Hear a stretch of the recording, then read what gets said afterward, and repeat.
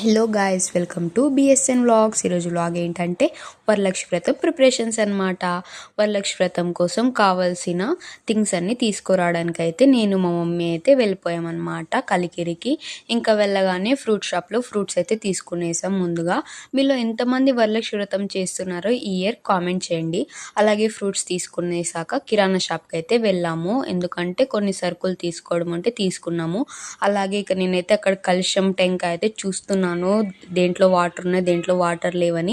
ఇంకా అలాగే ఫ్యాన్సీ స్టోర్కి అయితే వెళ్ళాము, ఎందుకంటే చిన్న బ్యాంగిల్స్ అవి తీసుకోవడం ఉండింది. సో అవి తీసుకునేసి తర్వాత ఇంకా స్వీట్ షాప్స్కి అయితే వెళ్ళాము స్వీట్స్ తీసుకోవడానికి.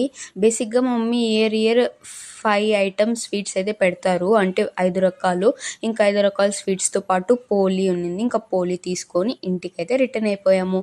ఇంటికి వచ్చాక మా మమ్మీ అయితే అన్నీ చూసుకుంటున్నారు ఉన్నాయో లేదో. బాయ్ గైస్, నెక్స్ట్ వీడియోలో కలుద్దాం.